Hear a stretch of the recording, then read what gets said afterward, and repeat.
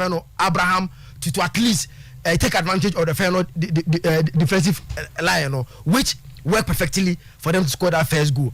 Now I'm saying I can't know about Mourinho's major final and for the message bar. Fact is that yes, he's yet to lose in a European final. Super Cup any major final of European football. And see that argument about Olusu one Super Cup, and yet a major final of European competition. And take say Mourinho is here to lose in a major European final. Yes, he's here to lose in European major final because Super Cup they are just like a ceremonial game that they play to for competition. You know, the Belgian is one of the champion of Europe. It's a good game. Final actually say yes, they are a side well trained academy side because possession wise they were creating. Finding to unlock the defense and create decent chances now at the end of especially in the first half. Let's get everybody by now. What kind of to trim ya west, but still they were able to hit the woodwork twice. They were very unlucky to hit the woodwork twice. Or meant to be the equalizer. Zaniolo, so go on. Roma Shayano. Yes, as much as you give credit to Zaniolo. But that defender, I can't the tia panel. As a tram was a trapo, but I mean, like I said, he was so very lazy. A center back, you don't look at him. I said he wasn't ready to jump. Why? Because they said, he was very lazy in jumping. It's I think say yes, as much as you give credit to Roma. And if you say a very poor defending from that guy, as a center back, you don't give chances, especially when you know say you've seen Zaniolo and knowing the trade that he possesses. You have to jump very well. Now I think say he didn't jump very well. He was very lazy in jumping, and Abante Zaniolo took advantage and scored. Now he has become the youngest Italian to score in a European final since Del Piero did it in 1997 against Dortmund in the Champions League final, and the first Italian to score in the final of European football since 2007. Abra Filippo Inzaghi so shared that in that final between AC Milan and Liverpool. Yambo Omabaso, but Mourinho waje. But the problem is, I say or try to or throw shades. So try to interquire as a necessary. So he's trying to pitch interquire because the truth is that coaches now omono biowa. They may not even play in this competition no coaching. It's possible that some of them may not even coach in this competition now coaching. So it's good, yes, you have won the Champions League, you've won the Europa League, you've won the Europa Conference League. But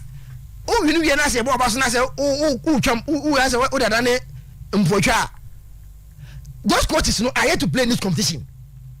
Coaches like Guardiola, he may never play in this competition. Conference League, no coaching. Club Mono may not play in this competition now, no major coaching. So it's possible that Omo carry no man Europa Conference League nibida because Mumbobi. So and I'm so to insanity. It's possible. Say Omo coach we no. That's how competition Mumbobi da. And this Saudi ebo abasu we are. But if you try throwing shade at the tutua man microphone na go say competition no. So who can't acquire a winner? That's how I see it. You've won the Europa Conference League, good, because last season a Roma team man qualify Uncle Europa. But before you play in this final, no the Roma qualify Europa that based on the league that they played.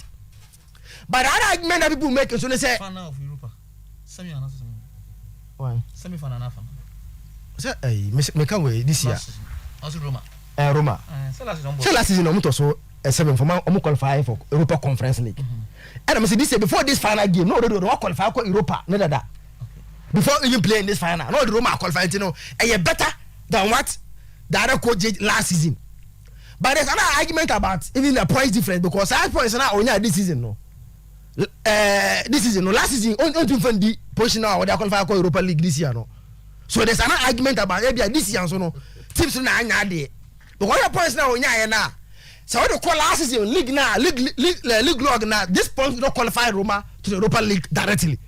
It's okay based on position and based on what he has achieved with the Europa Conference League. No, at least the Roma team have done better than they did last season, which the kind of Mano for highest able to improve the team, placing them qualify automatic for the Europa League, win the Europa Conference League, a good achievement.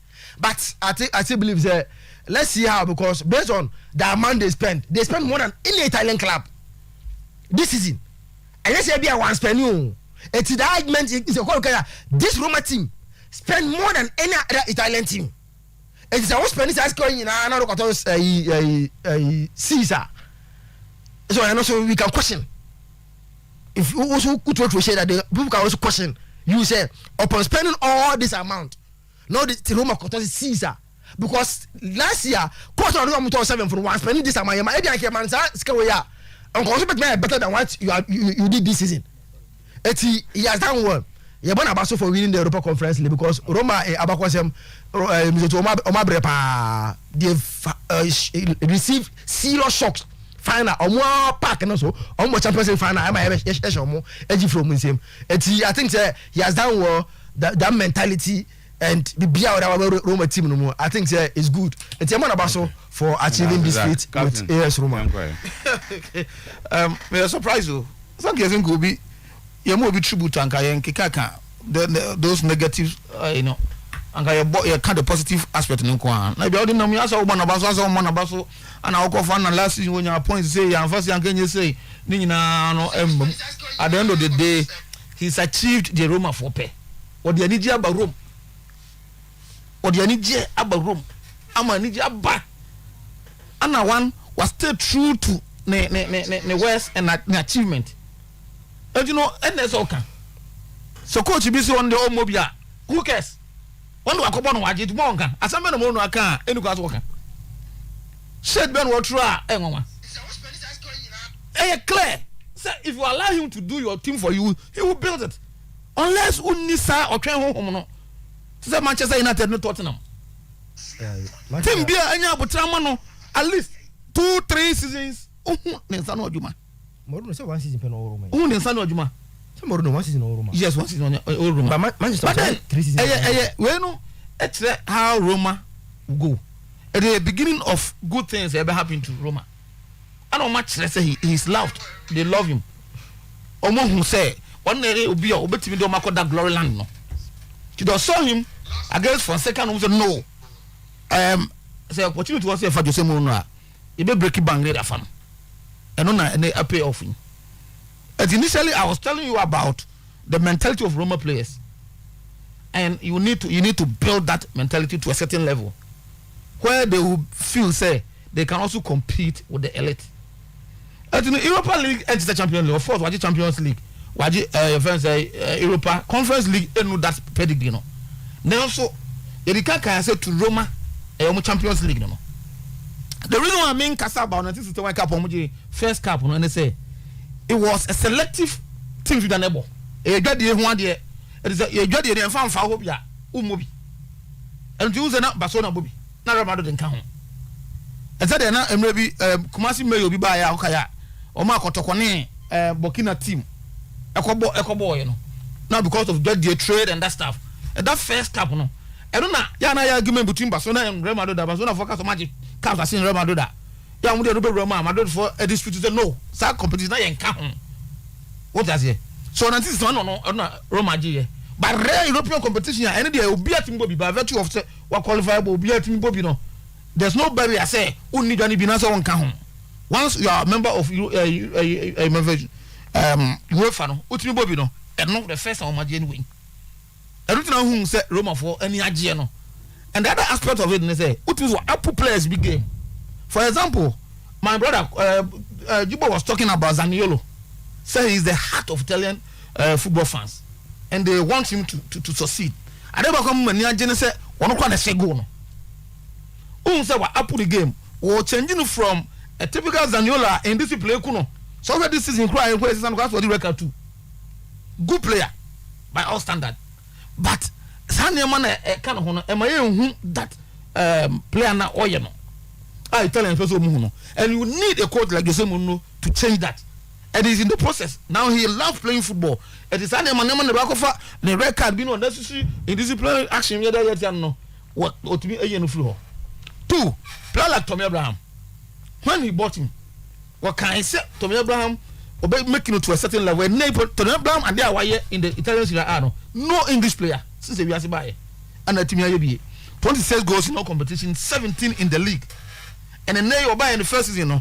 He's a happy man. To tell interview, I know, yeah, that's what it is. And you know, and some just say, Kano.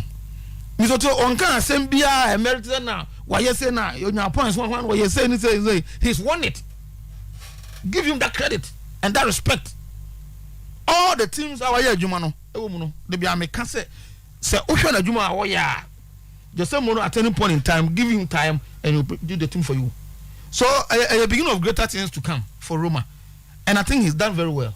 But a game as what now ohwa me no be ya adwene say nanka final end deserve some belusu per game on boy in terms of exchanges, in terms of yokuta ball.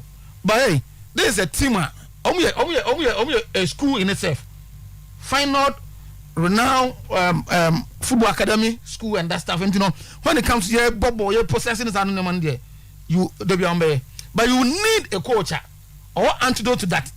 But there's someone at the time when nobody no more topper. Now I possessive ball to the hilt and that team is struggling. At least he was able to beat them in that time, even in the Calfanas. As the same in Manchester City, he was able to beat them. Bayern Munich on Peter Ball, he was able to beat them.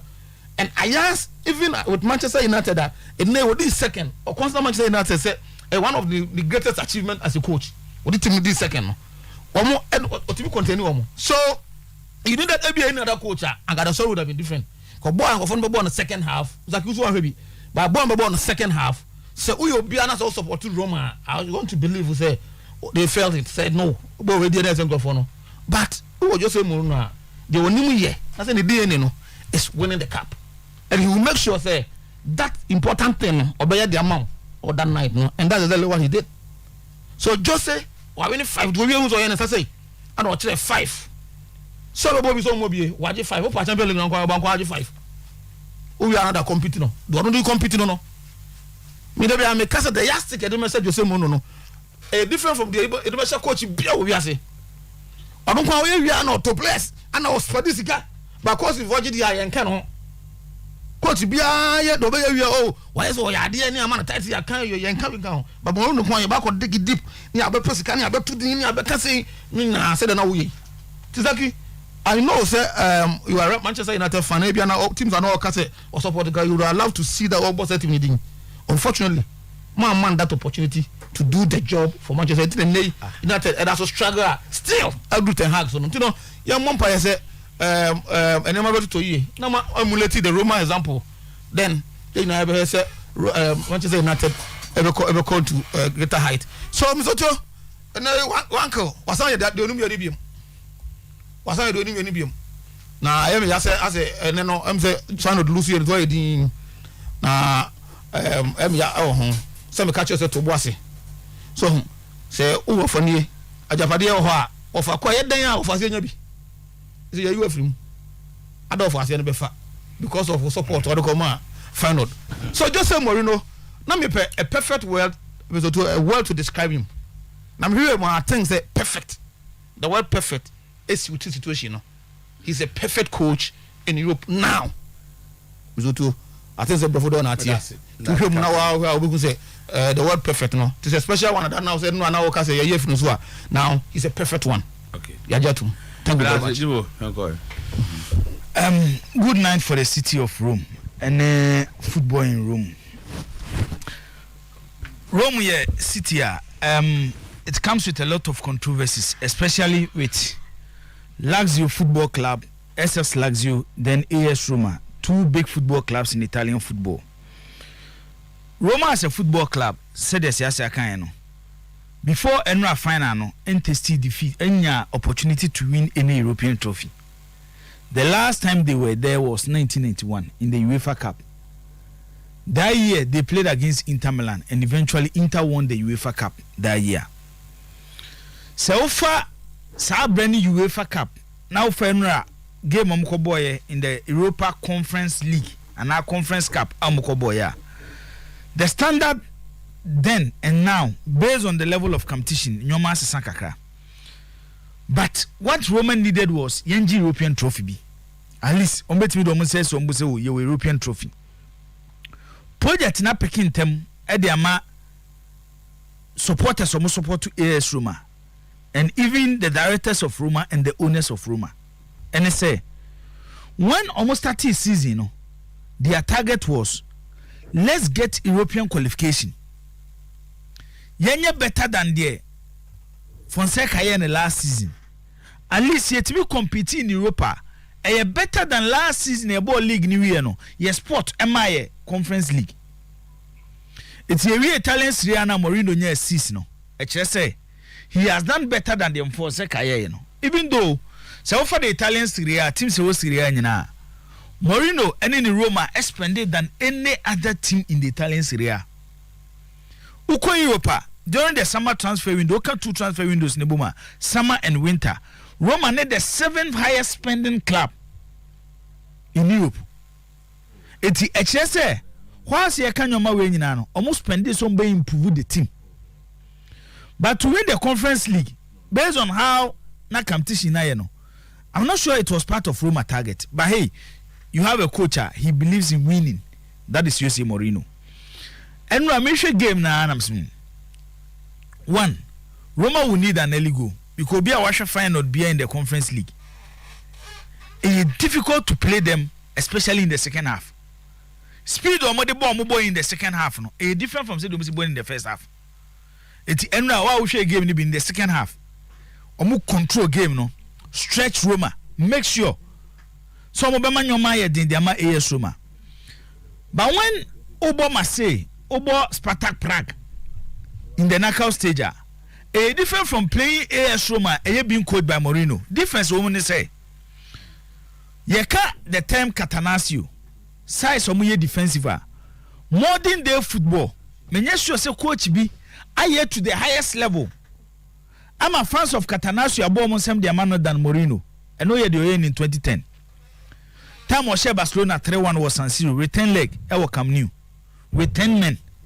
Barca any opportunity to eliminate club a friend say Inter Milan. And one of the best Catanaccio who recent years the Inter Camp Nou. Closer to no European Championship 2000. Belgium Netherlands host Italy and Netherlands in the semi-final. Eti si ekase obi take lead. Now we a team. Now we know how to press, we know how to create chances. Now we go against opposition ono so betimi defend the well to stop you from creating chances. Few coaches and the number better than Jose Mourinho. The time I final game in the second half, all that he did was to push the defense closer to the goal post, not to give a lot of space to Feyenoord. And Oja made foot play. Edema Feyenoord say Mombo. Roma were the men to defend. This is what he did. Ibanez, Chris Smalling, Karlsdorp, then Spinazzola Obemule Town, and Abrantia Fenise Cristente. Their job is to stay closer to Roma 18-year boss, not to give Feyenoord any space. Some Babe Panache Club Fenise AS Roma. And Omu defend it to perfection. Oh, you know, Sinchaya, whilst he was doing these changes in the second half, said the Bear Roma Betia maintaining 1-0 now no machine in the first half. No, he brought in a defender, one of the finest when it comes to attacking in Spinazzola. See a full backs in a board or mananoa. Omunim said you see Yusu Bona. There are few and Omoboba Omunim better than Spinazzola. And in the last 3 seasons, see a all competitions. Now you have quality of players as better on the pitch. See a far competition be. Eddie Ache the players here. Make us a de Spinazzola no. Recently do any better than him. Trent Alexander-Arnold. It was then a Bermono. He has to defend at the same time. Feyenoord for an attack here. Then Spinazzola, use your pace, your intelligence to hit them on the brakes. About that player, there are few strikers and more game no year better than Tammy Abraham. You have Tammy Abraham. Obetia Hodu Bon, Obomana. Obetia Jinabon, Swatch and was and Yolo Amwaba, and any other player. Se Lorenzo Pellegrini, you betia Chawa Mwaba, Se Jordan Veretuto, you betia Chawa Mwaba, because Tammy Abraham niye. And Okaka Sanyo Mani in Abomu. That was the strategy of Jose Mourinho to stop Feyenoord from how they played against Marseille, how they played against Spartak Prague, how strong they are in the second half. Yeah, more with the opportunity, no. Eti Mourinho, how you will get results from Feyenoord. Feyenoord on the other side didn't change their star. Say they may show more against Marseille, and yet different from Bonham Roma boy, you know. They always feel say they have energy. Omuwa Huadena game number 2 no travel to any length. By the strategy Mourinho de buy and say, so was Huadena, Miss may defend it. Never say the enemy to stop you from scoring. Eti, whether we like it or not, they now Rome sitting and I say Rome epe. Any idea you say Mourinho dia momo to have an European trophy. And found the standard of the competition. They wanted to win a trophy in Europe. Roma bet me do almost say some because the more direct rivals in SS Lazio.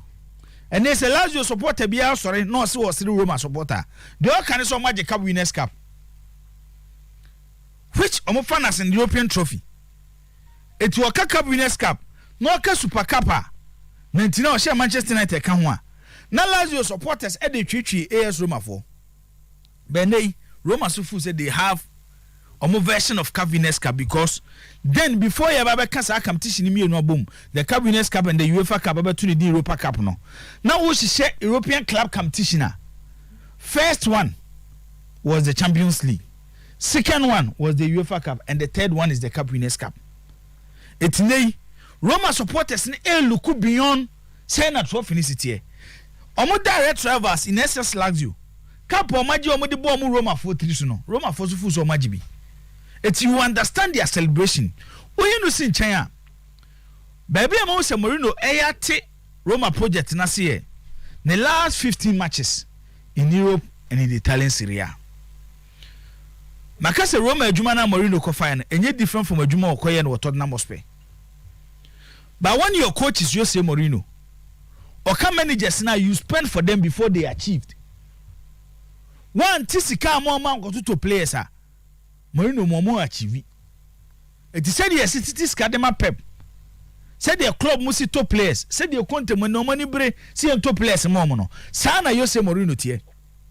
It is our project we say is here the man who coach and say Jose Mourinho. Ayana on ti project na see. Konya sana yetete no. We free Porto abusuanim. One opportunity to work under Abramovich. One opportunity to work under Massimo Moratti. One opportunity to work under Fiorentino Perez. One opportunity to work with the Glazer family.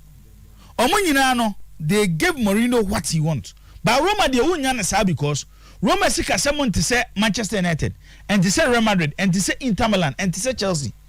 But what they say they have a scouting network. They'll move across the globe. It's quite almost fast to be one Fenejan. Idea Fenejan call Italy no. That is the work of Roma scouting network. Nicolo Zaniolo Obano. He was a young prospect. Italians were hopes for him. But Zaniolo wasn't a finished product. It's your Zaniolo at the bro coach AS Roma. What you man say? Potential ne woni muno develop Zaniolo potential to become a world class player.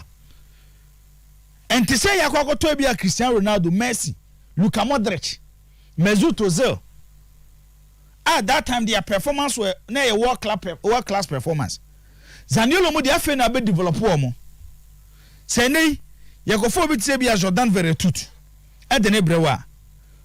Omo ni Jordan Veretout ye kakra bi. E bi omo mo opportunity to watch FIFA Under-20 World Cup in Turkey. Jordan Veretout, Godfrey Kondobia and Paul Pogba. When ni pamian some ball fans me for that. Omo dey FIFA Under-20 World Cup in Turkey. Pogba ko Kondobia ko Veretout gina ho. It's your go you have to develop the talent of Abrante and friend say Jordan Veretout. It's afei he understands say the story at Roma and how Roma yo omojumano is different from Chelsea under Abramovich, Inter with Massimo Moratti, Real Madrid with Fiorentino Perez, because these clubs anytime on any competition their mindset is to go and win.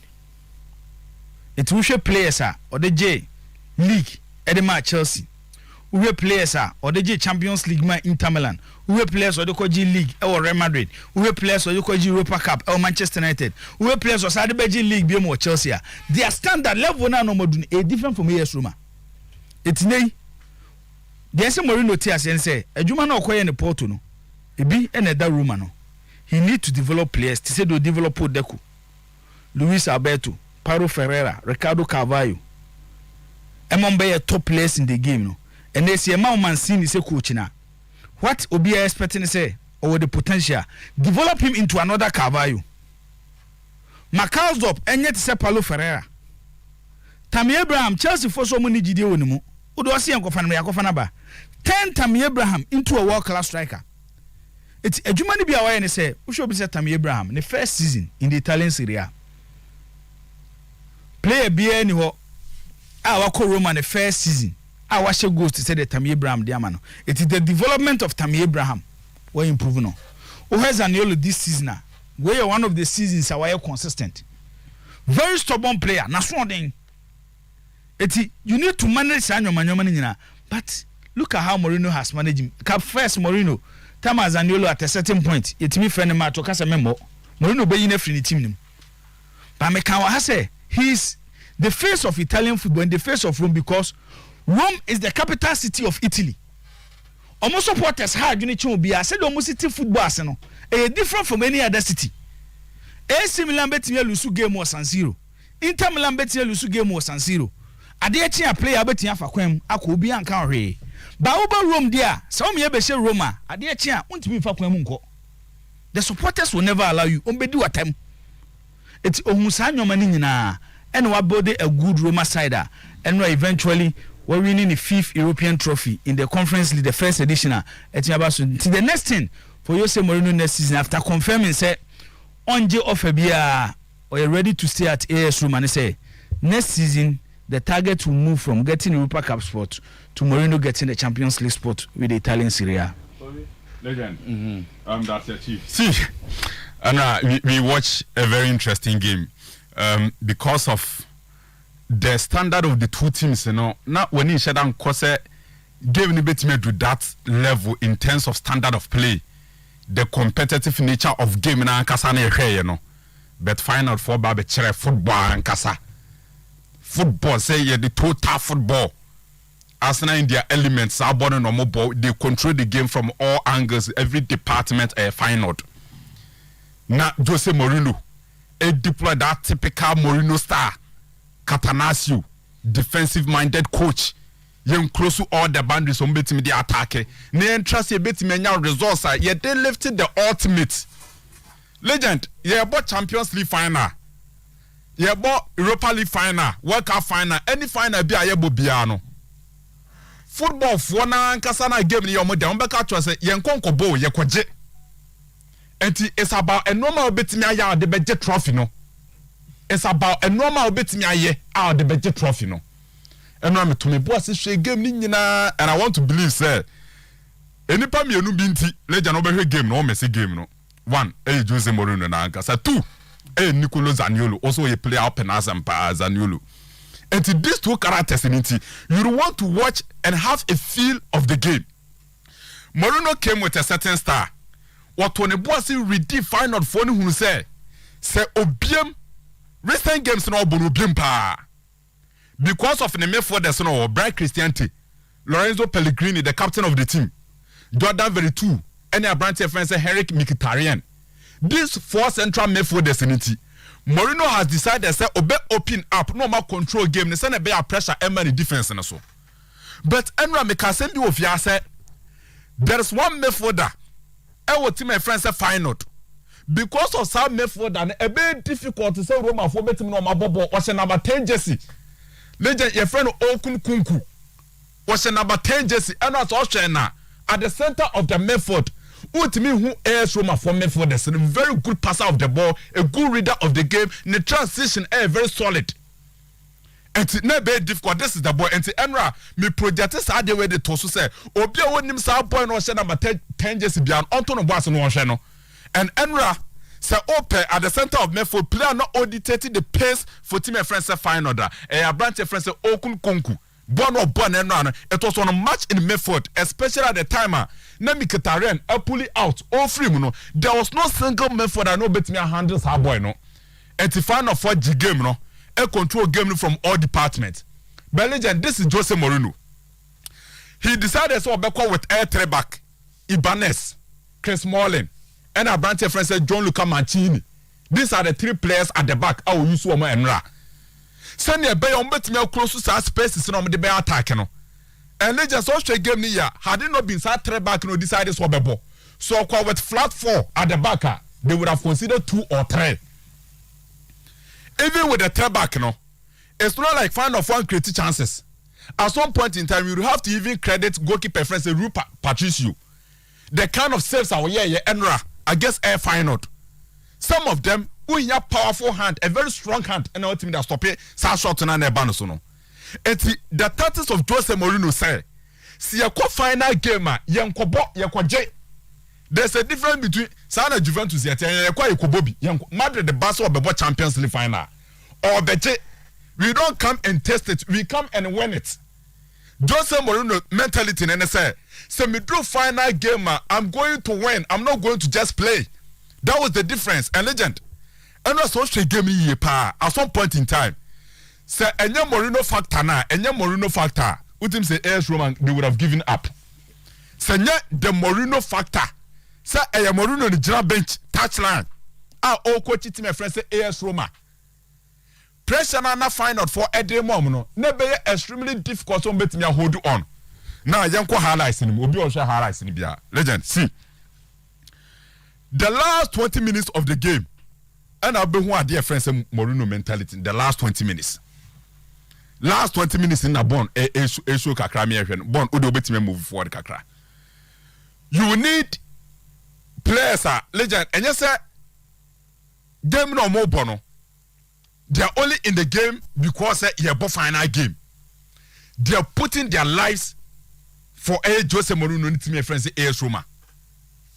The number of slices, the number of clearances, the number of blocks, times of mobile to form to make clearances, especially Chris Smalling. The last 20 minutes, Mourinho, the offering and part 1, Mourinho part, the last 20 minutes, Mourinho part 1. Defending with everything, and they made sure say on bet me enya victory no. It was just 1 goal, very marginal. Say a big game we that's a result in a banner 1-0. The most marginal results I bet me in world football 1-0. But Mourinho make it sure say the players in the stay so disciplined, tactical discipline Juma and Enra they made sure some bet me win a trophy no. Later per the standard of Jose Mourinho win Kenya trophy. Per the personality Jose Mourinho and Kenya trophy. But the club in question, a big trophy. The city in question, a Rome city, a big trophy. And to the Jose Mourinho, I had their mom, and Mourinho ajani din e Portugal. Wajani din e Italy. Wakwajani din e Spain. Wajani din e England. Why? Because and the Chelsea supporters, omujidi say the more ye saying and also more recent successes the foundation builder coach friend Jose Mourinho. In the history of Porto, omujidi say e wiase ma wie de bebe extremely difficult so betimenya coach be betime replicate the heroics of Jose Mourinho. In Italy, he's the only coach since the Italian football buyer to have won the grand treble. He's the only coach. So when the Champions League, the Italians here are, and the Coppa Italia, he did that with Inter Milan.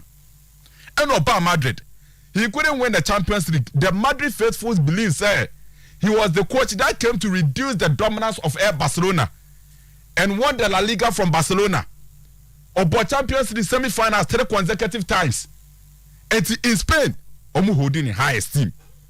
And England, so this is one coach a legend. Nejani no. Country be obeko bia Jose Mourinho ejani dey the tour. Country bia. And these are football countries. England, Spain, Italy, Portugal. These are football countries. And Jose Mourinho enemusa. He's one coach baby am kasa asemwe. Eda football bebe wi ana so odi no coaching career ni nyina bebe wi no. Ye be fene pa. omo penasem at any point in time my game near there eno ma mema no ma ba ku mi legend am fancy she Mourinho Saturday ne go ni ba first go ni ba but again am Jose Mourinho reaction Saturday go ni ba no this is a final year ball. We have only scored the first goal. Legend, this is Jose Mourinho. We've only scored the first goal. Let's calm down. And yet, trophy, no. We've not won the trophy yet because go and buy in the first 45 minutes. There were extra 45 minutes to play in the second half. Jorino reaction at the time of players celebrating, no, calm. This is Jose Mourinho. And at the time of winning trophy, no, and offer all the entire team, technical team, from dugout and penifoni, every single person we have to be on the field to celebrate.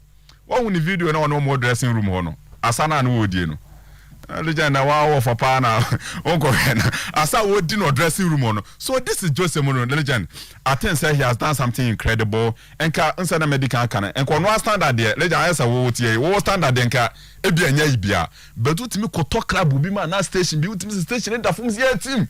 And so utimi picture the bar station will applaud you to the greatest height. So I think say that's the kind of feat that Jose Mourinho enya dia momo. But yan cancha branch friend say John Luca Mancini say some Joes are too expensive. I do the year Afrenjano Ghana for your ninja home. Born Mama dear John Luca Mancini dear Afrenjan legend ye menya kranesa.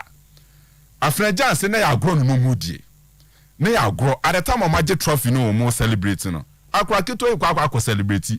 John Luca Mancini a punchy ye bay. What can almost say agro no moody. Na legend say need agro. Agro no wait me push you look at that. Some just are too expensive. John Luca Mancini. This is a young talented player. Yedi near tono so or the Babaf Concobo World Cup. He is all that we have. He is one of the players now in transition for Blasters, you know, with Dimutin Timban. And he said, "Yeah, the trophy.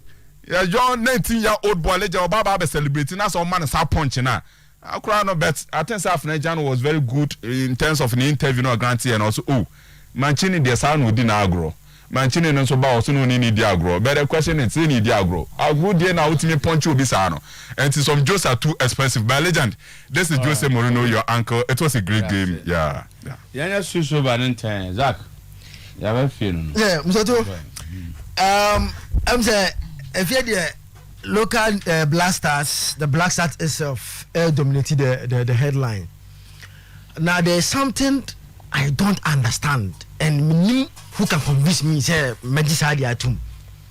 One, but again, boy, with the list of local Blasters official list now, I'm not I present about GF, you know. My send them born again the official list. Or the F4 no. We are treating Ash Gold as if say like minim. Especially, I know Yawano. Fact is that Yawano wasn't part of that game they played against Inter-Allies. So too, let's establish that fact. The Akos with Yawano on count. And you know, say Yawano and Kawa.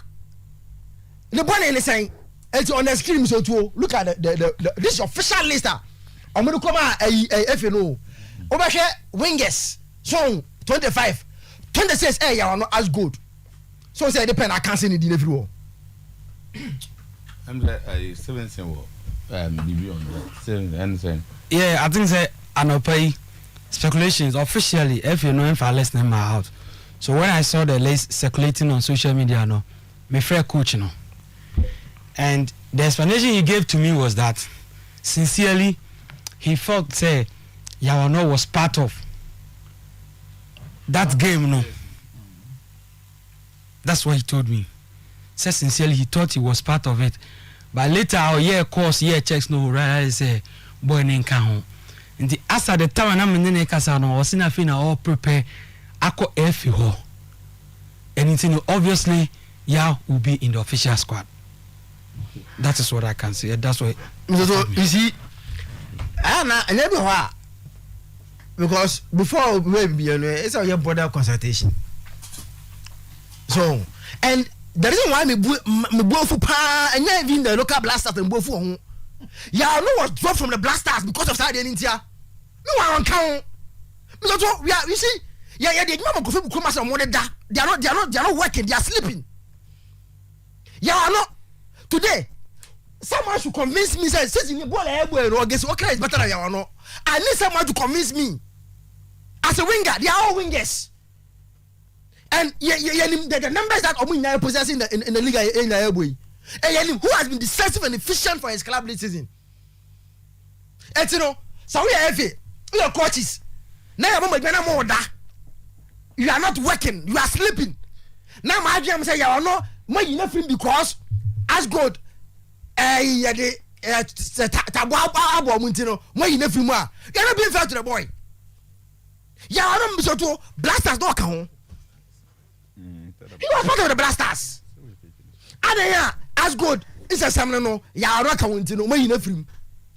Local blasters and so until there this explanation Steven Sinebano or Mac can see his own pen or can any deep how the cancer know how or can see the deep or man who didn't crowd cancel him. Yes, Anna, you're not being fair to the boy. Last season I didn't see. Last season, so no, you are not officially no on count. He didn't play any parts.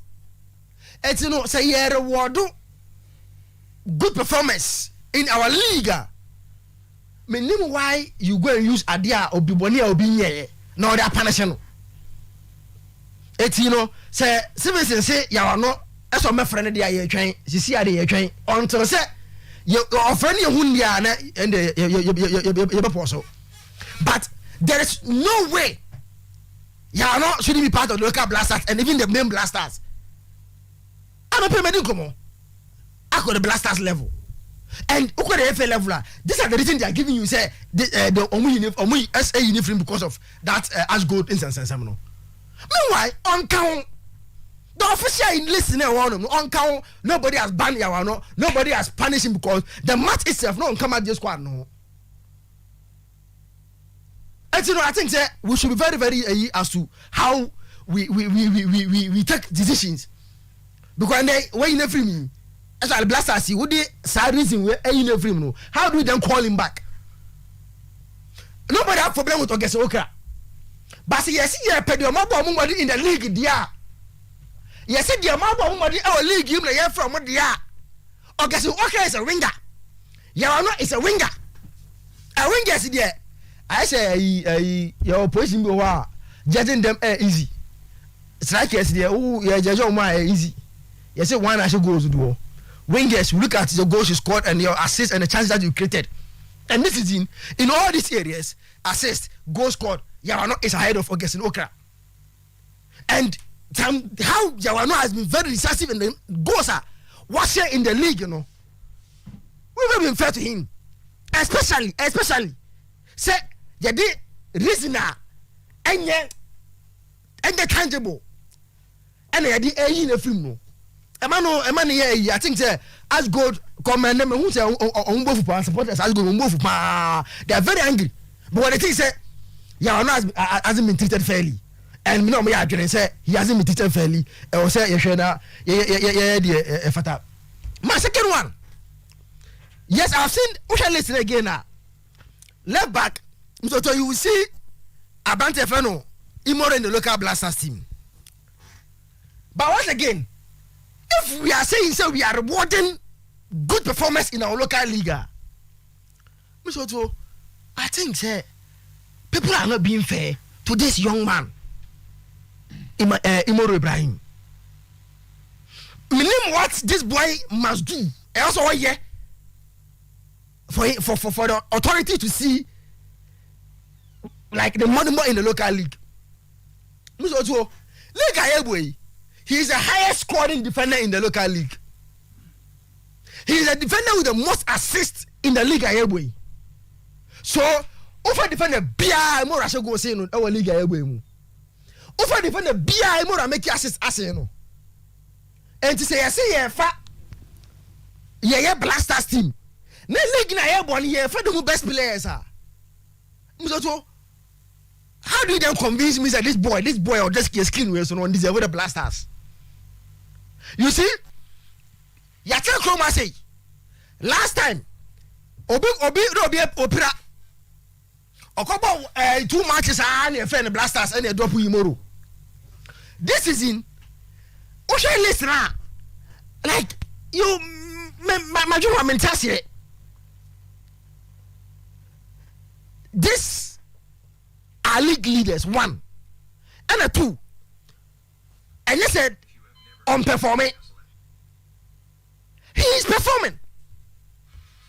He's playing. He's virtually the best, like fullback you can get in the league. There's no fullback effective than Imoro.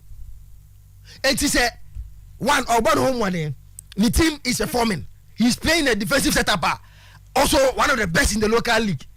You see your friend local players, your friend winger, your friend attacker. Now actually what them so too. You ignore this boy. Because I think a matter something that we should be worried about. Because I so consistent. Ona one training here no am for the issues are ebian entisa. Ebian entisa. So it is about ebia oyoko play ntia and oyoko play ntia and oyoko play ntia which and can naturally can entisa. But yes na ba be the norm. Because nobody can convince me why this boy has been dropped from the Blasters. I now call the first so uncle local one. So once again you see Otuo unse baby any training no Germany Chris so land UK we show mo take a team on na now baby uncle for problem pa you see a bit same about Kwakasu. So one of the most experienced guys in the Blasters. But Obeka say nke experience the anka your players and can go fast amoja munya mbra be team in one day and day. Because this is a player why Ghanaians are not happy with Wakasu call up one. No player obi anim so team AFCON na kwa kwatena Yakobo no imfa kwa AFCON no Cameroon. Mr. What player okota kwati so na na kwa kwatena Cameroon abra wanya hwe. Ade je de pair dia menyina omu wiye no I'm be fie. So or you didn't go AFCON no you deprive someone opportunity to travel to Cameroon. E do Wakasu question.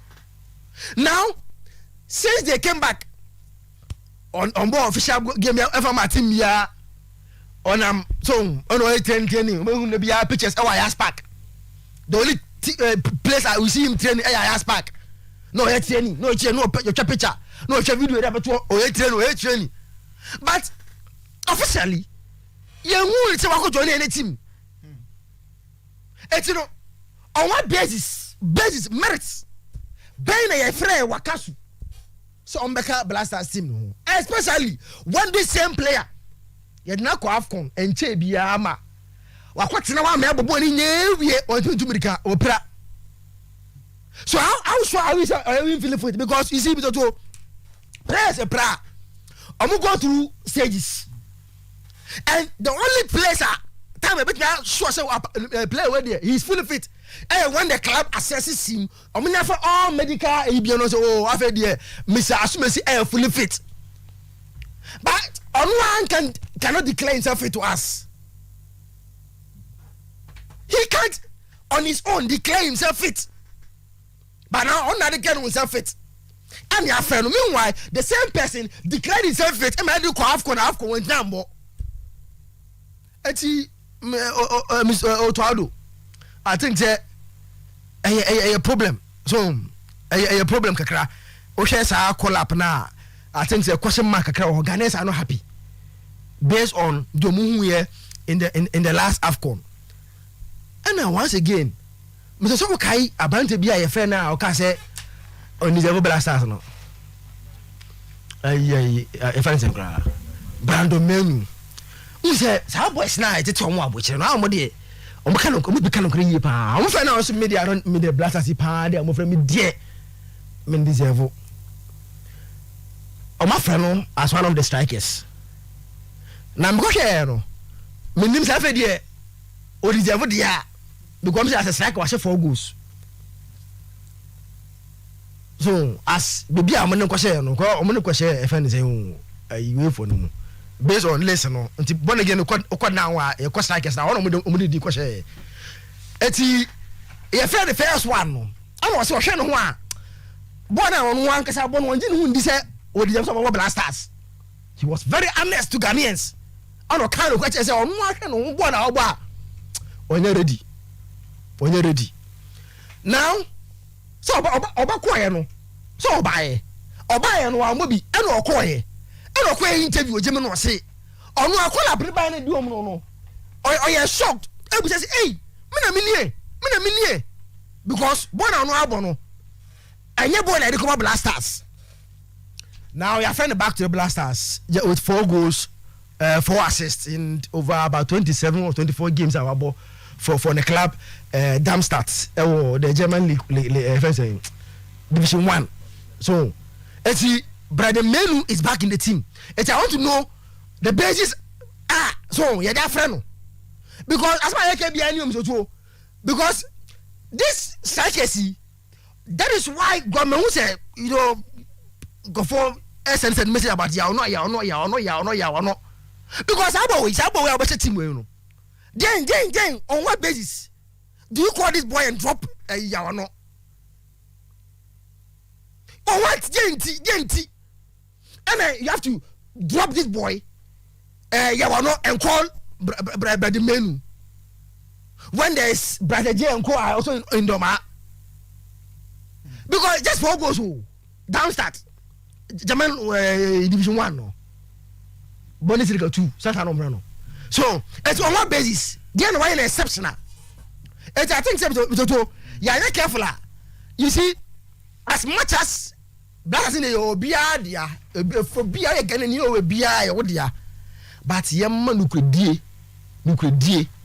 and very very key in whatever we do nukredie dia Mr. to ehia pa I think say we've not been fair to you no players like Bright J based on what they are doing in the league because Mr. to o na kwatrega we nyina me sin kekeberu fo na mfre ituga boys nko be mfi omo sai ituga call up no na akwatrega yemfre local players ni mesem no because the question is that say ituga ro obo Ghana Premier League Cameroon which based on me my assessment better football nation than Ghana because football be on my jasin here work up on my kwasi here AFCON on my jasin here and you know they are a better football nation than us after Ituga from the Ghana Premier League in India then maybe I do out on second and third mo there yan from I don't know more the good the performance in the local league it's all fair performance there I think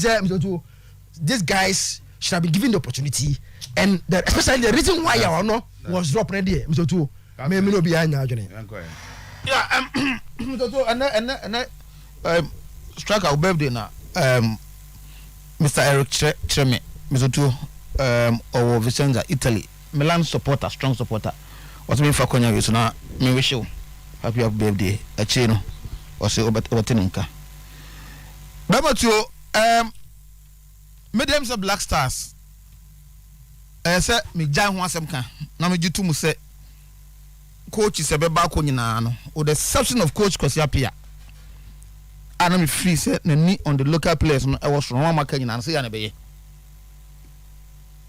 the last time I ball against Nigeria I will play off him and coach is I say coach Otuo Efre House of Folk Dennis Kosa wa mobi oko training with them and now I call up 33 players they discuss in a year from but ask yourself how many times I demand foreign based players you be a omo bench MOBA but anytime I call up no they are invited me don't can be free say senka they be ameka sasem way say yen players no kwa treat them locally no is the reason why omunya da Azerbaijan and Sakru akakaka ye kan wasema omukoro because omu fit say the moment you move out step out of the country no whichever league obobi no you be from not so babobi Mr. To say am person you raising in league no say kan wasema Black Stars be play role by giving attention to your local football. Now I'm afraid say coach Otuo Acheampong, so maybe ube who more about or not Acheampong. Or yeah, Mama Dortmund, right? And at the same time, also Black Star Juma. So my fans of Black Star Juma they part-time work. Mr. Chontino, software you did monitor various Ghanaian players playing in the world no elsewhere no. Ghana pan you big say it means that monitor your league no. Because I strongly see in players you are from when you say even though they deserve it, you don't go training, you be a job kwan. Near the players you be kwako. Clearly you had the positions I don't want to. Now how Nema AC corner. At least I see from your Dabaka home. But deep within them, so you think that team no power post and how or more your money deep within them, because they are not needed. Okay, they will tell you say your league no ever form. But how do we raise your league? How do we raise your league, to that level no omo peno? And the goalkeeper say Atizigi, ya fena ba. At the point in time, man opportunity to play. Ghana for win. But yet, so local goalkeeper be wa. You be man chance one. Okwa unya bi now. Misoto, I don't know the day. You answer from him. So it is becoming a dear may have too much. Me free said the authorities must sit up with the coaches. Say you play outside. Na obo. Or okay, or baro benya biaba. You hear o manka. Dia kano. Anka yenya some portion be say at least local Black Stars, at least 5 or 6 of your players from to be in the senior Black Stars to train with them, cry and resume hope. To train with them, because they are say once you go outside, automatic chance to come to the Black Stars. At that certain point in time, we are the locals no second fiddle. It is also on to say coach is the boss. But we've seen African teams also are more with local players and they are doing well. But a team about the piano, like it happened in Cameroon. And also, maybe if you say how you introduce local players, no, we are not being fair to them. Like now, you are not saying, say, oh, call it Black Stars, not oh, call it team. Say, answer about out, no. Because you have information about all this, and you have a ban I shall go for. And it's the FNO, some management committee, and I said, whatever committee are over present the squad, no, and you almost have questions and find out those who are banned. But it is because it's a local player. And already, no, you hear what you know, so team accounting was some kind of say negative, or so count, massa, you and it's not fair, it's not happening in system, no. You local players, no mean them can say, oh, mom, the opportunity, they can also compete.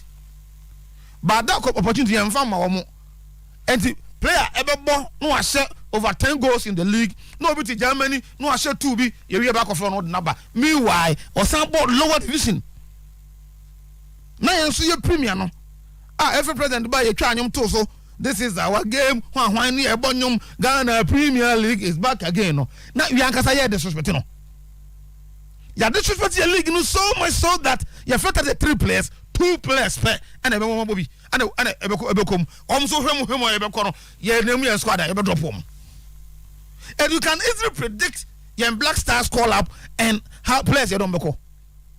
I said predict it your players you don't go Black Star than any other team. It's too bad, it's too bad. Across the side, and I remember Coach Koscielny, Prince na World Cup of Nations, he had about 7 or 8 local players. I stand to be corrected, but it was around that year. World Cup of Nations. You no. You who say more opportunity. I'm to meet me about. That player no Chelsea shot winger Asante, then number Solomon Asante, and number 3 actually.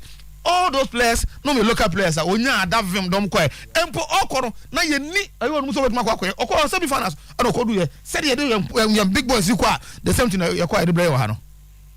So honestly ebi amu na muka wo say swag ni ade no. But you the one to mama and benefo who say at least there should be a quota for your local players no. there should be a quota. So the 10% of players are better. At any point in time, yes, if 10% should be given to why. Say who say at least what omo there and can you from now so your person you prepare omo na your mom so your local football no and so appreciate the area. Na no so buamo obi ka say oh sabi me tifie po a me bo kotokobi me bo kifesa bi me bo house of folk bi a many the opportunity to play in the Black Stars. Me me ho a eno kra enyo motivation to them. E ho keke no e betimi aboa. Eno abizoto circles won some between her. Na your first and regional circles chairman obi secretary e ma no be chechire nsem na mizoto later on mitunya course for this Ashanti Regional Council no. It's good. Me fan say dem say nema ya to din because I learn say na no me dey twa mu. Na no me dey twa mu ana akodoko administrative manager that's Imano Dasobre and chairman Christopher Demenya National Circles Council's chairman omukoshia koto company for no na circles leadership no omo regional no ana omo akokasa ma yi atoye empo chairman Christopher Demenya de omo so na 2 weeks time na omo ba e so omo deal with club team na ho nsem e tiro no omo toto Imano Dasobre no en kan na no.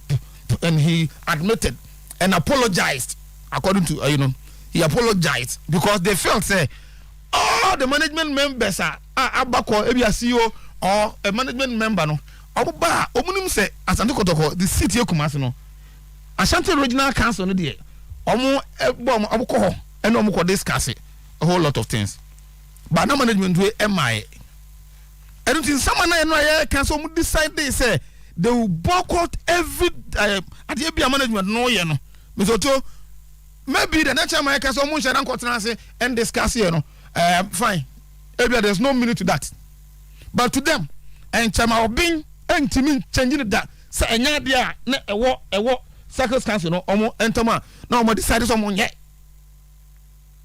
and until say and no say na me na no me dey man that so break ho no what say no okay, because the first person who come born amaniye was Chairman K5 according to them. Don't catch Chairman K5 as a former chairman was hey say na ko say nye and the Chairman K5 must have told them to know Chairman Demenya so by a chairman so once he cancel order there and anodding Imano Dasobre as an administrative manager say untimi enko na ampase oba from wa kase na me ba be yeden amako issue order and anodding and e ko back na mo no mo kwatra sen kokasa ana mo kwatra se a om kasa ya to them year auto year after that year hwe the reaction from them how am I taking meeting am your friends say Imano Dasobre ye no but so to ye nwie me free say Asante Kotoko every free can attendance one asem nyene but the more I can no the more na drop the more I can na drop it. So Mimi Free say the management has a duty.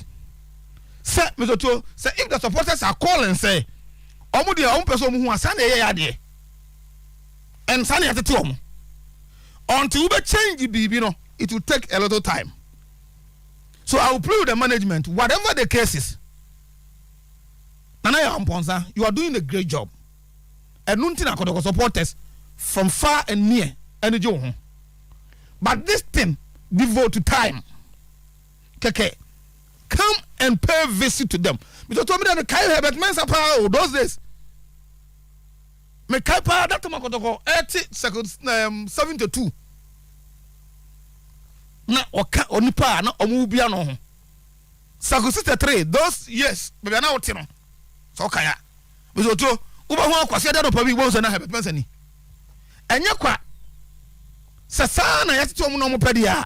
Why don't you do that for them? And I know say Nanaya obetima yasajuma no and then the other management. So David Nanaya and those are in no ajuma mo bono mo complimentary with the supporters are mo visit to amuna almost up stadium mo kokoko na kokoko Ag League send hu no Asante Kotoko Ag League akofak players Cameroon players all my household names omo bon modi o man mun so to ka say na ye hu no stadium to the standard ubako bobo so we na just because the face at the ball that is not Asante Kotoko. The same kakra tete na ye ka me da work na mkote asem we o ana no me betwi mu the main knife work na mkote asem no so the decision Asante Kotoko supporters are taking no na say dey no so omo communication am na ko dum panifo bi ho a and now so much am K5 good job chairman so utu sa na mo no man the management na ko ho na omo dey chopper e dey akwa ma omo say what they say bia no izoto yesi a chede mu desi abebu nyina omo ento mo ase na man am according to one Emmanuel Dasibere we the administrative manager I promise say Mr. Brano no he will be coming to if you cancel ho no mention ho no na ono ma be hia na o de Kotoko nsem e de ama omo that was when after ebe he omo reaction pa say the management ni na supporters no some be ko so atena stadium na empty sa ana some some come nim and then has of folk come nim ma omo ya Kotoko supporters it here has you go because I don't want to believe the Kotoko their numbers can also do that so omo embrace the management I can ma me wish me nua ba kwa me ni di birthday boom the same day nti na me di me birthday next year on so birthday o asafo na the din the rest for Kwame Owusu Dako correct Asante anase Jewusu old post office on fire program ni agronti Jewusu na yedi awoda boom happy birthday nyame hira na oma nkwa tintin. We are quite surprised about Black Stars Leicester Abawe for your qualifiers Ayekobo against Madagascar. You be extended their call 4-nation tournament Ayekobo Japan. The mama is surprised in the Semeshe Black Stars Mefu de Sayane Muma Idrisu Baba Edmond Ado Elisha Usu Kudus Mohammed Daniel Kufichre Mubarak Wakasu Idris Baba Rema Yoka Edmond Ado FC Sheriff Elisha Usu Gent Muhammad Kudus Ayas Daniel Kufichre St. Pauli Ena Mubarak Wakasu Shanzin FC in China. Se ubehwe players in na minutes a omanya ni this season Kufichre 1013 Baba Idris 2022 year 2022 Baba Idris 686 Edmond Ado 626 Elisha Usu 620 Kudus 531 Mubarak Wakasu 0 nti yemefo des nyina Mubarak Wakasu the year 2022 omo boba akokra nti dey na Blasters technical team ni gina so omo de frɛ Mubarak Wakasu edini de omo bo omo team bia nti ne etie Mubarak Wakasu virtually sise kodwa asamoa otisa asamoa jan otisa adima bedu park no mu nyina agina so bobo won kran no se ne kura bi kura akọ na akọhwe o adima bedu bobo chen no nti die na edi gina so efre Mubarak Wakasu sometimes ya na minim Blasters na se da bia obi person o sheda no creative problem bi na me pese me call the political side reason why players be full say Blasters no modia but stage here you doing ese Blasters move ja Wakasu mu no obi a wo motim bia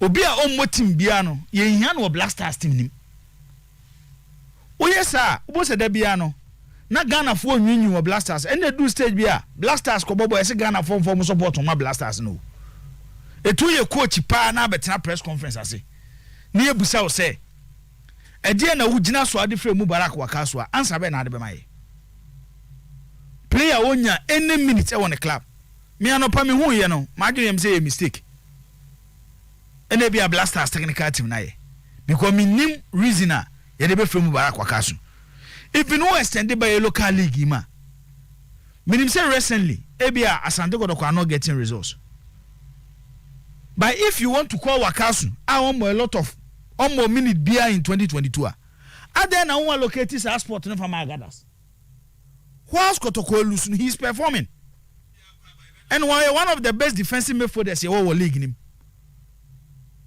it's other now man slot even to fight sir political you know Black Stars when it comes to yeah free Kotoko ne has players it can't be free Wakasu no and they were free free ban here what for Augustine Okra ɛyɛ there said the Blasters city no your friend has to play a pet ne amfa go to go play a problem your friend go to go play a pet ne amfa Blasters play a problem eti ade be ko mo obi a over 0 minutes na ade ne amfa go to go play back which the current got to come midfield Mifusa Agadas it deserve Blasters call up more than Mubarak Wakaso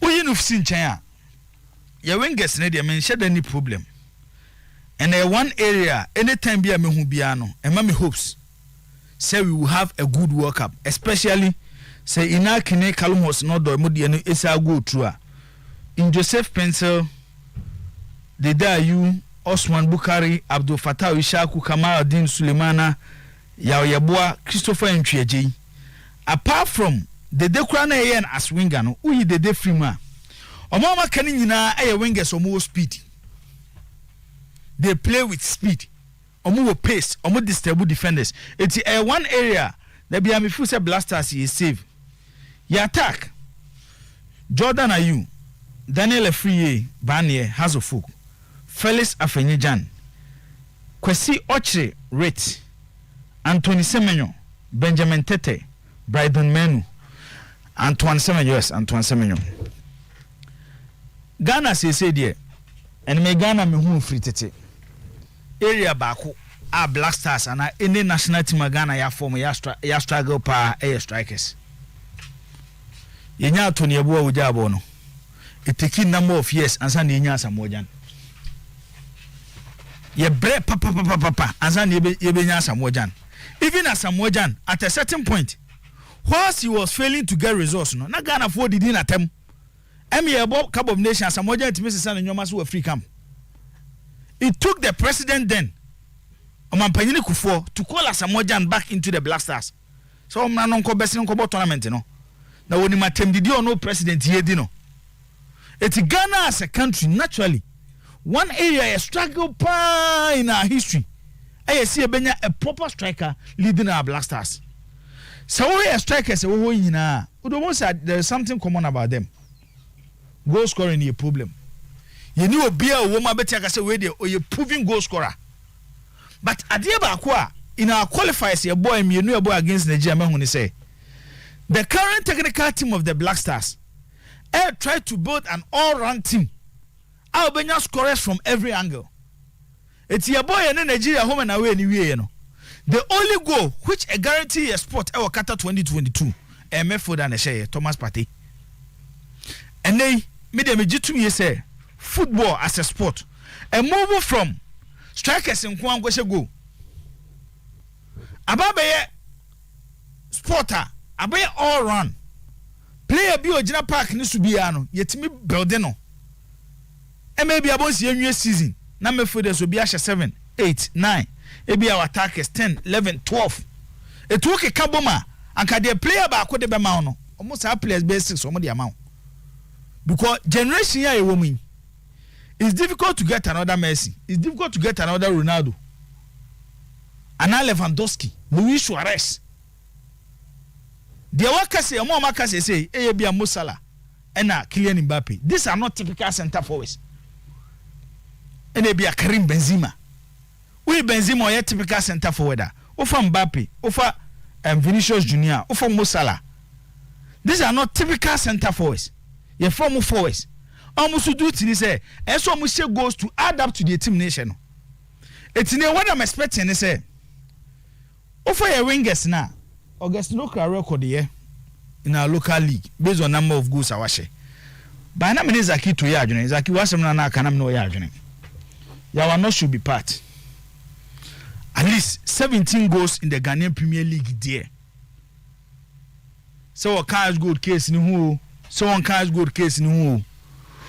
Yawa no any branch friends August Nuka on both the same position. Omunyina wingers and now forwards. See omo boy in the competition. Na ba ko more productive. E chen ba ko when it comes to the act of goal scoring na. It's difficult for main striker. Men cast August Nuka can deserve. But once you feel August Nuka deserve, Yawa no deserve any better than August Nuka. Yawa no it deserve any better than August Nuka. So ye make it say because of us go this unity ni amfra ya wana. Then the Ghana Football Association is telling us say obi a washe goals for league ni mu bia no ni goals no problem ho no only as good. Nti ya wano de Steven says washe ma be kan sa na tie de a ye be sro ma wie ya omo nsesa team no no mo fa ya wano nhim. To score 17 goals in the Ghanaian Premier League is not easy. Your defense there, it looks good. Before say Jiku out of the your games but who your defense are? Daniel Amate is still there. Amate comes in with a lot of experience.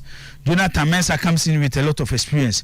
But still me a surprise period they call up no. One player me feel so local league ni monsu deserve call up. Mohamed Alassane of House of Folk. In our local league this season, or the most consistent centre back in the league.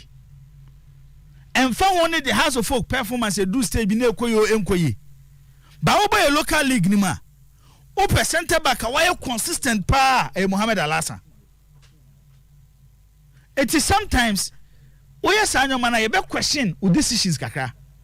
Say you want a free year ban say House of Folk attack intimacy goes without a free year ban. The importance of a free year ban to House of Folk team no. Sa so na Mohamed Alassane de tie. Let Mohamed Alassane free has a chiro. Ombe liki go se bibi no. Eti I think Mohamed Alassane also deserve a place, especially say Jiku ma na yenye Jiku into the team because me players omo we ya. Uyi Amate. Uyi Abdulmumin. Abdulmumin, Jonathan Mensah, Joseph Edu.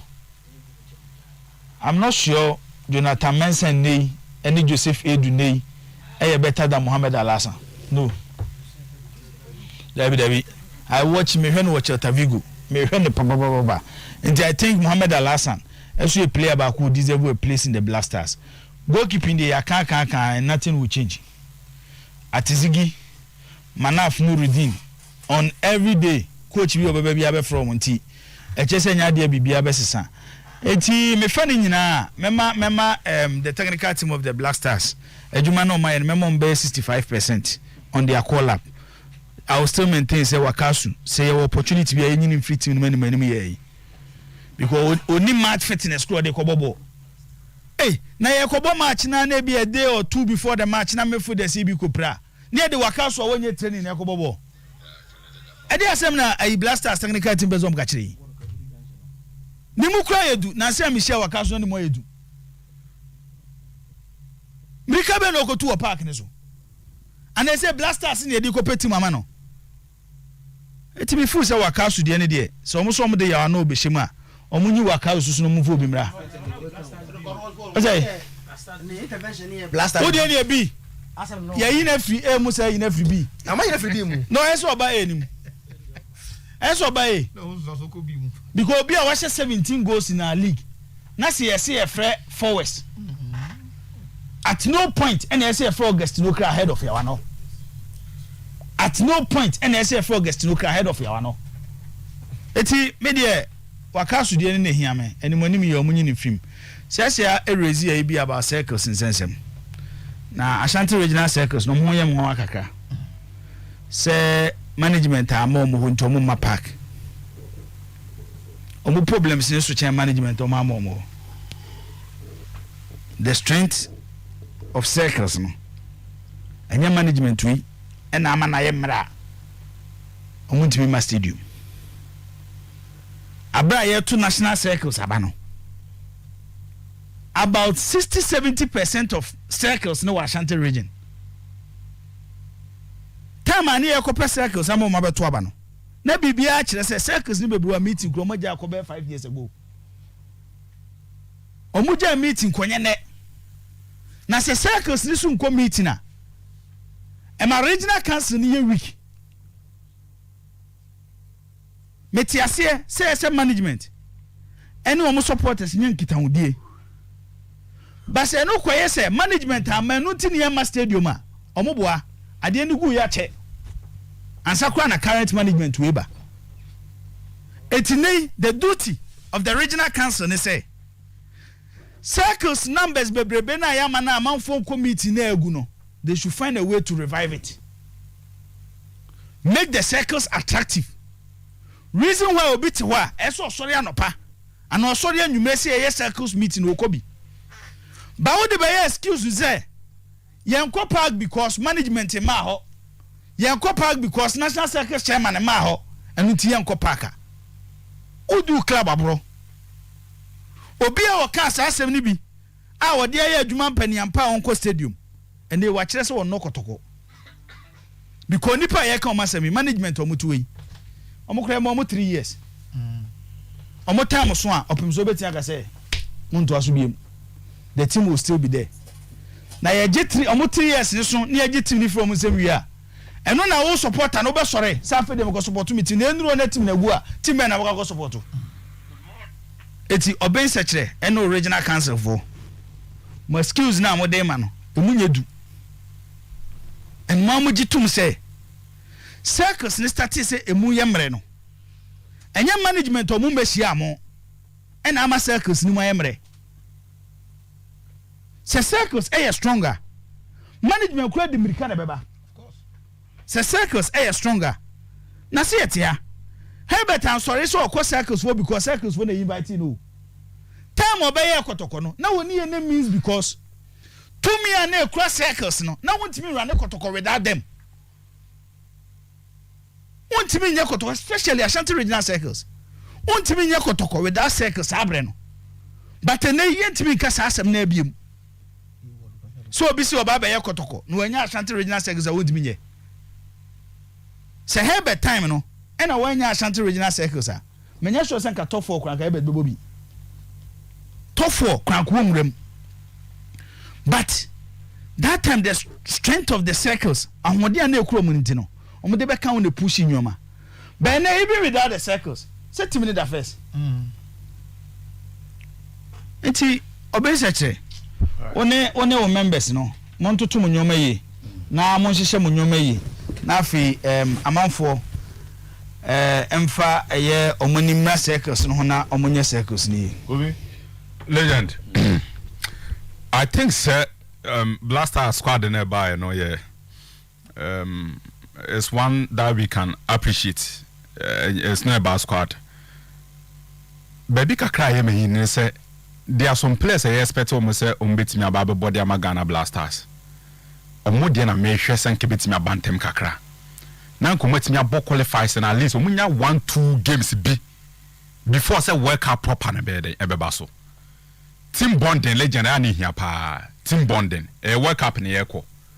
Ti se Tarek beba, se Odroy beba, se Inaki Williams beba. Those guys na Ghana Blasters edi omochi no. If possible enko mbe testi qualifies ne kakra. Ansa na kata ne druso amoma ko World Cup no. The hwehwe boys na hwa na ye nyomo. Ebi nyomo just proud to the World Cup. Enti they may not have sad dia ne so money team no ye training. Tebe one say aka just a week to go. Yes, Inaki Williams available for World Cup. Oba obeko World Cup no obeko akobo. But you always talk about team bonding. So the best for us and then 1 or 2 players now more ready for Blasters today no. So more processes ni betimi contem kakra no ma ba be part of this current squad. Airport the qualifiers. Say na be omu nyina betimi enya sa chemistry no mo de beko akobo World Cup no. E hon kwa na but legend ohwe players na from na Atizi Gidie nka ho asem bio because e den obebo nti Atizi Gidie ba ku bia na ye kono o consider over 60 goals still na okoi so Atizi Gidie e den obeko so we wouldn't talk about Atizi Gidie again so Atizi Gidie ye ha ye ho Atizi Gidie but player bit say afie ba na ye Augustine Okra these are 2 players omo call up into the Blasters me ya je ho pa Ayana me feel say when players are performing that's all mom national team call up and mom motivation especially some your local players player like Efriye Banye the development as a player from under 20 youth tournament or lead national under 20 ekwaje then oba about to House of Folk last season one make kan if you say House of Folk edge the MTN FA Cup omoji the league. The most decisive goal decided between House of Folk and Kumasi Asante Kotoko.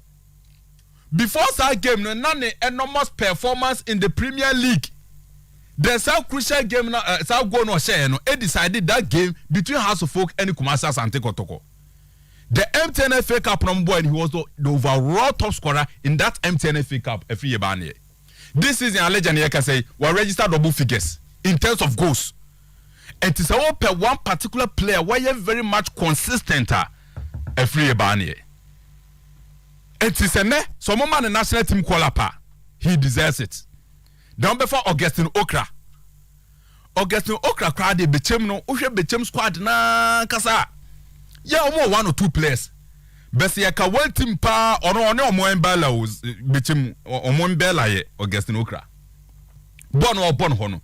Anything good at Bechem Augustine Okra. Consistency. How skillful he is. And then the emperor that and also improve. So based on that, Augustine Okra so it deserves so Benya Sa national team call up no. Now the me about this Blasters and it's a legend. This technical team of Ghana Blasters episode of the Gary Southgate team now we in England and that level no person the echo. 1 year one more you be dropped. Seniority no more better so. 1 year one more uniformer you be dropped. Say seniority where you senior no on better so. Because on Saturday me can if you as a legend. Say game a Ghana Blasters in Nigeria boy second half. Yeah, by himself Jordan there at any point in time Jordan should be leading our attack. Second half a year back against Nigeria near dropping Jordan because there was a switch in terms of tactical formation. I was a switch and to me Jordan film the other players you didn't expect them say Bukarim grab the ball on the ball. They brought these boys into the squad. Omo qualification in the May. And as all you did there you know about Blasters you have to fight for your position. Yebekwan kakan you get to the level Tarek Mobeba Odo Mebaba. Se boys we say mu nyina ba na say like Inaki Williams mbeka ho a. Wo ye Blasters captain na only position e wo ho. Richard Ofori apeke form Confederation Cup no boy no prior to the final our peke form. Jojo Walakot there's a competition in the goalkeeping department. They would have to fight it out. Bako pen also that post in him. Se Salisu ebe free Southampton aba beka jiku any amate ho a 3 center backs no they will have to fight for position. Bako you better drop it bako. And then almost creative competition in Medford. We Thomas Step at everywhere. Any other player in Medford you have to fight for your position. Sani ye national team. Sani national team, especially the senior national team. Sani ye no. Etimesha squad na me tese Capiona na o kase House of Folk left back no. Kosa. One thing about sa national team we in technical team no more say Capi o 4 minute drop here. Ombe you was proud to sa kwala up na Dennis Nyaye no. No about 2-3 games for House of Folk. Top performer. Top performer. Omu yo drop so kaya even Kumasi Asante Kotoko. Siga kono time. There was a moment Razak Abolora and Ismail Ganiyu say 2 players no Ghana against South Africa omu no start. 2 Kotoko players the goalkeeper Abolora no start against South Africa. Then Ganiyu after that in who have 2 players no 4 maybe fire they were dropped. So omo catch say when your performance peaker legend definitely you be in the squad. Demi hu no. Chris Hilton, Enu Otuado, or performance in Jinasra, you'll be part of the squad.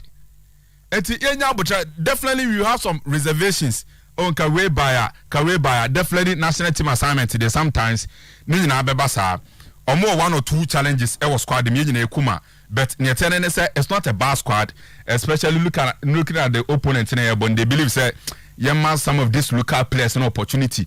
A lot of players because of the opponent and definitely Thomas Step at but because of the opponent, these players also giving the opportunity to meet me about. So legend, I think it's not a bad squad, it's a good squad looking at the opponent and how are these players be affair in that particular game. No. See, manya information said House of Folk prepare seriously. Na medical personnel for no some yes assessment and if players in no yare no mo peke no eni o ma recover o mo ntimi amba the decision of the team in say place in ntimi amba there set personnel no medical personnel ntimi amba legend they will continue with their training, they will continue with their games because some program I know moody. So the program was that on Wednesday, that was yesterday, now was a medical team in aba omo training ground so and aso camp no bebe access omo minim why you ntimi anko but house of folk bit me I contacted the FA and omo ankasa no match why ya omo ntimi army pim. But the reality is that Sometymer Otuo Acheampong their house of folk would have to continue with their training. Any omu games now so ABCB abono. Legend on Kumasi Asante Kotoko circus issue. Mameka sase mwenche Mr. Christopher Demenya. Nana Kwame Dankwa. Chairman Oben Sechere. Sam Penifui omu lead Kotoko circus. Said this season we are some making specifically. Legend Oma Fili as supporters leaders. Oma Fili. Omonjintum sensida se kotoko perform bobo excitement bobo efe she goes e big points league yomodia netimi ko stadium netimi 2000 supporters chairman Oben Sechere chairman Christopher Demenya Nana Kwame Dankwa mumpo you are the leaders mo feel woefully me who be da se kotoko pa element se team no mo asema ya me kase kroma na yete no. How are your supporters in your support your clubs and say results ma yetida kroma de say results and results ma boss no matiada. But when it is Kumasi Asante Kotoko assemble the best squad in the Ghana Premier League. Kofa coach Aba the euphoria around the team they perform it. Edru baby now the points gap between Kumasi Asante Kotoko and House of Folk now about 13 points. On top of that, Kotoko House of Folk Eshomo Baba Sports Stadium. This same season, Kotoko akwa Diana Doma, akwa Diana Stars. This same season, you see that. Kotoko yes, our normal way saying the points gap between Omane House of Folk, the victory over House of Folk between House of Folk and Kotoko this season. Once Kotoko aje 4 points, 6 points and Kotoko aje 4. Omako share Diana, omu bie points gap ana emuwa. Put all of these things together. Kotoko poster boy and lead the goal ken. Some normal way say munyana Kotoko aye this season, and you're enticing enough. Said the leadership of Kumasi Asante Kotoko supporting base in everything I chose supporters Aba Stadium. And the management amisiaye and the yekoye meeting and the management why. Na Kwame Dankwa. Chairman Oben Sechere. Chairman Christopher Demenya. Mo core responsibility core mo asede mu ye nyina ne no ma mo ye nyina de hia pa no ene se mo betimi mobilize mo supporters. Na o mababa be se Kumasi Asante Kotoko Baba Sports Stadium homa. No more support to club no. Say Jumani this particular season you have been failure munyina mo me nyina as leadership no. Munyina mo jentum se mo sham hona mo round table discussions amunyentum se Kofi Rick say munyina mo fail because mo core responsibility as leadership of Kumasi Asante Kotoko support mo ntimi anye. Ene mental say eya na say on person mo di blame no kwese baabi. Esi da chairman Chris anana me kan fia I almost started project be meaning said Dr. KK Sapon project be also besi host also besi oh ha chairman Christopher so be we chairman nyina ya Kotoko supporters ne fe me anka personally me appreciate it but say the djuma de mawa me see wa de be a friend say they are the key core responsibilities udjuma de nyina de here the sefata wo mu pa ne say Kotoko bo game Babayara ni ebetime nya masses of Kotoko supporters wo Babayara Kotoko ewo 40,000 seater capacity wa Babayara omutimi nya 2,000 omutimi nya 3,000 Kotoko 5% out of capacity na wa Babayara Sports Stadium no. Then you turn back and say management and this and that to montara say this season I dare see until omutimi nya supporters no no legend I think say they will have to look at crop market legend omabiem Asamado omo or crop market chairman Shoto almost so bim legend almost mutio almost say next Asamado birthday Asamado happy birthday always show no live at Ashtown. Good morning boss and wishing my boss Eugene Dupoku striker a fabulous birthday and congratulations to Felix Afenajan for winning the UEFA Europa Conference League title with AS Roma. Oibo Boateng ewo atweman na ebe you say congrats to AS Roma for yesterday's victory. In fact, Mourinho is a warrior. This Kotoko team can't afford to lose this year's GPL trophy. Whether they like it or not, they should win the league. Abefe Bonali Listowell was say, good morning. As usual, I'm watching you live from Antoine Destina. And I don't understand why Coach Otuado included Barnier in the strikers, whilst we all know that he's not a typical striker. Baroski was kudos to Daniel Free Barnier for his call-up to the senior soccer team Black Stars. It's a plus for the Oak family. Jabuaten said, good morning, time. A happy birthday to my brother from different mother. More grace to and prosperity. I know you are protected by God, still fabulous, positive, and positive, negative away. I get my wife or Bapa Nanajwa or Kwamu live from Belgium. Okay, 0322-494-401, 0322-494-771. Quick one nafi. Black Stars call up and all the discussion and my discuss with her. Okay, then we go.